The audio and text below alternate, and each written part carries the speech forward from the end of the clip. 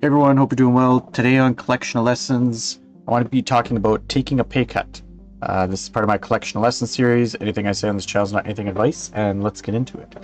So when I talk about taking a pay cut, a lot of people are employed and employees. Like I think 90-something% of people are working for the man, working for someone else, whoever, and have a job, right? And they're in that employee section that I think I said on the left side, which is active income, where your time equals dollars. That's where most people are. I'm in there right now. I don't want to be in there, but it is what it is right now. But I want to talk about taking a pay cut because a lot of people don't understand, well, inflation for one, and then money and earning more money might mean that you're actually taking a pay cut. So we're going to look at two graphs. So I made a big one in the middle with percent and time, and I made one down in the bottom right of dollars and time. The one in the bottom right is not as important, but it is the common thinking. So when I talk about taking a pay cut, let's just start with where you're at, right? Let's just start right here. That is a really little tiny line. We'll start with right there, a tiny little bit right here. This is how much you make, and we'll say that's 100%. So right now, let's just start you at, we're gonna put it at like 20 bucks an hour, okay? So 20 bucks an hour is 100%. So we put it over here, this is you, 20 bucks, right? This is how much you're making an hour. Now, as time goes on, and there's usually a raise every year or whichever, right? Like all these could be years. Well, it just doesn't have to be perfect. Same with here, all these are years. Doesn't have to be perfect. But the thing is if you don't get a pay raise that matches inflation, you're taking a pay cut. That's how it works. It's not my fault. It's the employer's fault.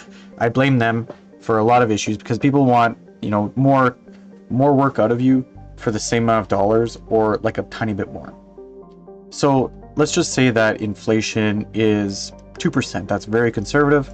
I think inflation is a lot more than that, but we'll say 2% just for this because it kind of puts it more into perspective, I think. So that means that if you're working for $20 an hour this year, let's just say this year is, 2021, because that's what it is right now. So it's 2021 and we're starting right here, 2021. So we'll just put 2021. Next year, if you do not get the inflation raise, the 2%, you're making less. Okay, so let's say you make 1%, right?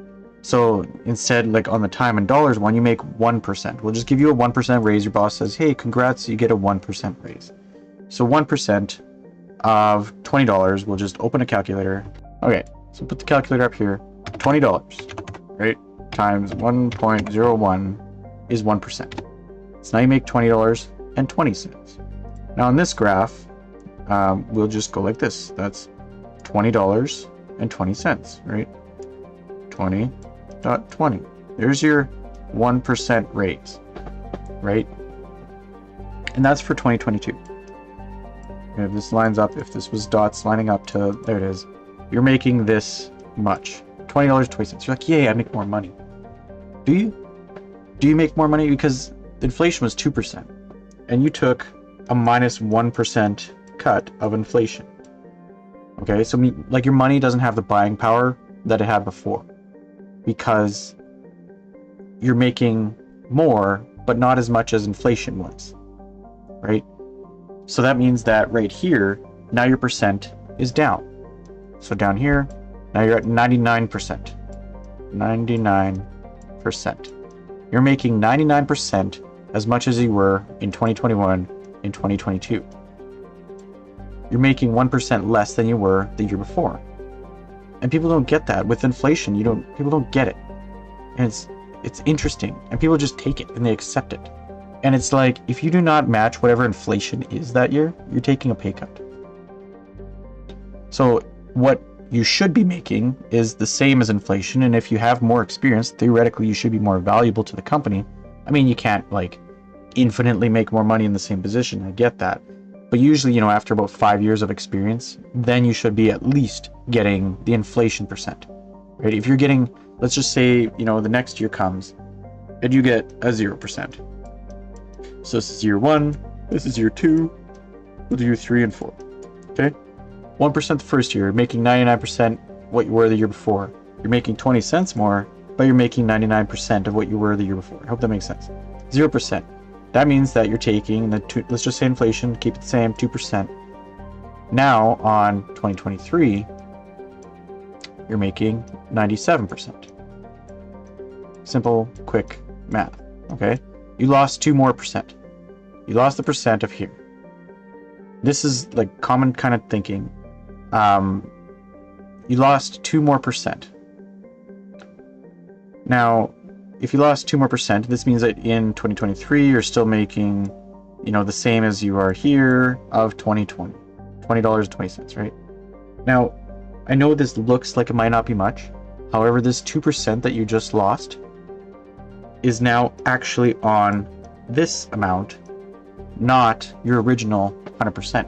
So now, eventually, if you get zeros, you know, 0, 0, 0, like some places do, I'm not going to name any names, but if you get 0, 0, 0 for 3 years, not only are you not making whatever 2% or 3%, whatever inflation is, it's compoundingly getting worse.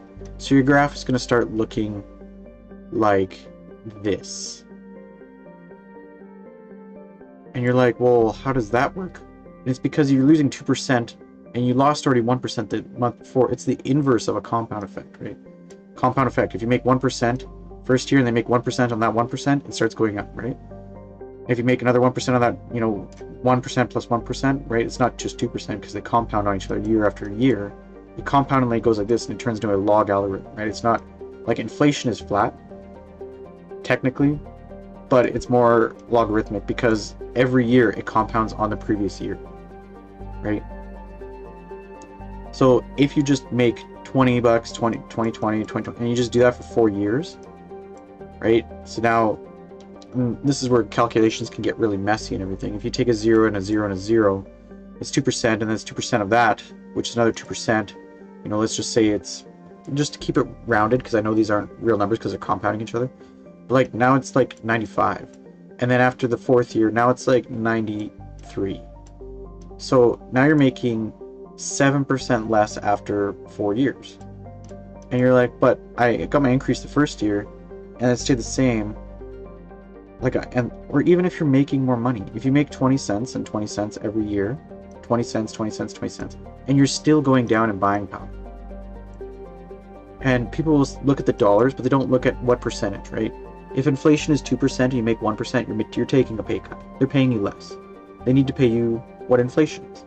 Let's say, you know, like today, I got an increase of 24% on my natural gas bill. I didn't make 24 more percent than I did the year before. Where am I supposed to get that from? Right? This is inflation for my natural gas. So where does that come from? Well, how do I give myself a 24% raise? Well, your boss has to, unless you own a business. Then you got to give yourself 24% raise, which means you got to work hard, right? The only way that this would work, like this is in 1 year, right? So anyway, I just want to share that most people are taking a pay cut because it logarithmically gets worse. And yeah, that's all I want to share. Thanks, and talk soon.